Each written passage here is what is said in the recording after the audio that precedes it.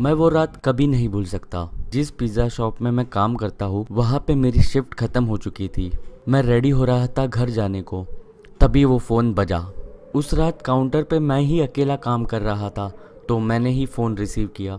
लेकिन कोई बात ही नहीं कर रहा था, इसीलिए मैंने फ़ोन रख दिया। कुछ 1 मिनट बाद फिर से वो फ़ोन रिंग हुआ। मैंने फ़ोन रिसीव किया, तभी भी साइलेंस ही था। मैं फ़ोन फिर से रखने ही वाला था, तब मैंने एक कोल्ड और वीक साउंड सुनी फ़ोन से। वो आवाज़ किसी ओल्डर वुमन की थी।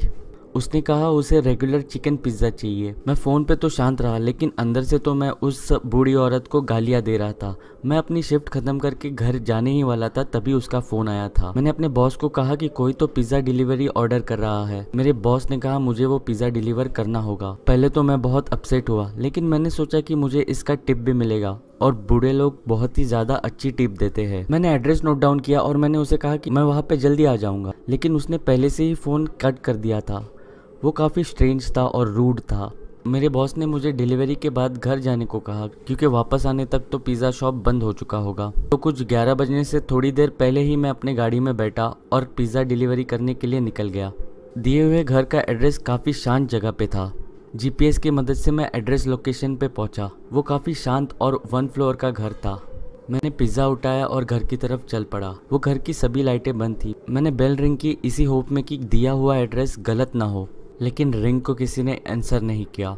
मैंने फिर से डोर बेल रिंग की, लेकिन अभी भी किसी ने आंसर नहीं दिया था। मैं अभी वहाँ से निकलने ही वाला था, तभी मैंने अपना सर राइट साइड में घुमाया और मैंने देखा कि वहाँ पे खिड़की पे कोई खड़ा है। मैं पहले तो काफ़ी डर गया, फिर पीछे हुआ, फिर उसके बाद मैं इवेंचुअली उस खिड़की के पास गया उस इंसान को देखने। वो एक बूढ़ी औरत थी, मिड 70s में।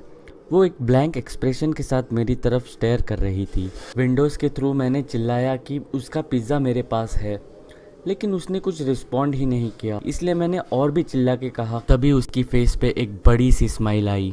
वो स्माइल कोई जेन्युइन स्माइल नहीं थी, वो काफ़ी क्रीपी और डरावनी स्माइल थी। मुझे आज भी उसकी स्माइल और वो एक्सप्रेशंस याद है। मैंने डिसाइड किया कि मुझे वहाँ से निकल जाना चाहिए, तो मैं वहाँ से निकल गया और अपने कार में जाके बैठा। पिज़्ज़ा को मैंने पैसेंजर सीट पे रखा।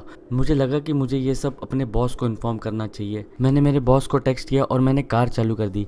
बस एक बार मैंने राइट साइड में अपनी नज़र डाली। मैंने देखा कि वो औरत पैसेंजर सीट के विंडो में मुझे अभी भी देख रही है, वही सेम स्माइल और एक्सप्रेशन के साथ मुझे स्टेयर किए जा रही है। ये देखते ही मैंने वहाँ से अपनी कार बड़ी तेज़ी से भगाई और मैंने पीछे मुड़ के भी नहीं देखा। इसके बाद मेरे बॉस ने मुझे कभी लेट नाइट डिलीवरी